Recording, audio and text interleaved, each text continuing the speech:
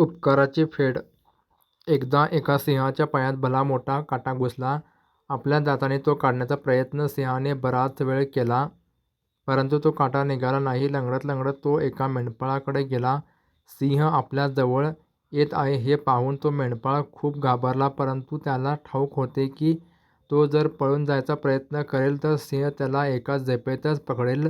झाडावर चढून बसावे तर जवळपास झाडही नव्हते, दुसरा कोणताच उपाय नाही हे पाहून तो मेंढपाळ चुपचाप तेथेच बसून राहिला. सिंहाने गर्जना केली नाही की तो गुरगुरला नाही. तो मेंढपाळासमोर येऊन बसला आणि त्याने आपला पाय त्याच्यापुढे केला. सिंहाला आपली मदत हवी आहे हे त्या मेंढपाळाच्या लक्षात आले.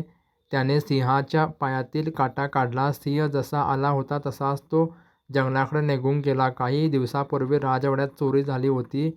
वैर आणि द्वेषामुळे काही लोकांनी राजाला मेंढपाळाच चोर आहे असे खोटेच सांगितले होते. त्यानेच राजवाड्यात चोरी केली आहे. मेंढपाळाला पकडले. त्याच्या घरात चोरीची कोणतीही वस्तू मिळालेली नाही. याने चोरीचा माल लपवून ठेवला आहे असे राजाला वाटले, म्हणून राजाने त्या मेंढपाळाला जिवंत सिंहाच्या तोंडी द्या अशी आज्ञा दिली. योगायोगाने मेंढपाळाला मारण्यासाठी तोच सिंह पकडला गेला ज्याच्या पायातील काटा त्याने काढला होता. जेव्हा त्या मेंढपाळाला सिंहासमोर सोडले तेव्हा त्या सिंहाने त्याला ओळखले. तो सिंह त्या मेंढपाळाजवळ येऊन बसला. तो कुत्र्यासारखा शेपूट हलवू लागला. राजाला फार आश्चर्य वाटले. चौकशी केल्यानंतर परोपकारी मेंढपाळाशी सिंहाची कृतज्ञता त्याला समजून आली. राजाने मेंढपाळाला सोडून दिले.